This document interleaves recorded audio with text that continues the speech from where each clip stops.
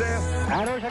C'est le monde de la finance. Colonna n'était pas armé, il n'a pas opposé de résistance. C'est bien elle qui a écrit Omar m'a tué. Voici les Rolling Stones. C'est l'heure du jour où votre plongée quotidienne dans la boîte à souvenirs d'Europe 1. Bonjour Lord d'Autriche. Bonjour Dimitri, bonjour à tous. Va-t-on enfin connaître la vérité sur la mort de Kennedy? Des archives vont être déclassifiées aujourd'hui aux États-Unis en vertu d'une loi votée il y a 30 ans. Vous revenez alors ce matin sur cet événement majeur de l'histoire politique américaine. Nous sommes le 23 novembre 1963. JFK est abattu à Dallas au Texas. Oui, il saluait la foule depuis sa limousine lorsqu'il est atteint par des tirs d'armes à feu. Flash spécial sur Europe 1. Un inconnu s'est précipité vers la voiture et a tiré plusieurs coups de revolver dans sa direction. Plusieurs témoins l'ont vu qui saignait à la tête. Et Madame Kennedy a crié « Oh non, oh non ».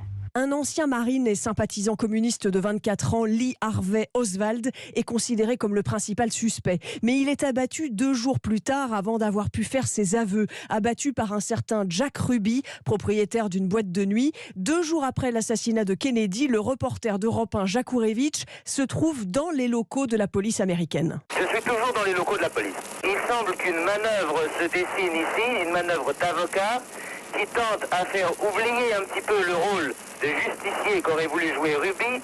On veut faire croire qu'il a agi sous le coup d'une impulsion brutale, qu'il s'agit d'un crime passionnel. Et il serait donc passible d'une peine moins grave au moment d'être jugé. Alors l'enquête dure 10 mois, plus de 500 témoins sont entendus sans percer le mystère. Oui, Oswald a-t-il tué pour quelqu'un? Appartenait-il à la mafia ou au service secret américain? La Cour suprême conclut au crime d'un tireur isolé. Le public découvre aussi, à travers le témoignage d'une sténographe publique, que l'assassin présumé du président écrivait un livre. Oswald était un mythomane. Il se faisait passer pour un agent des services secrets américains.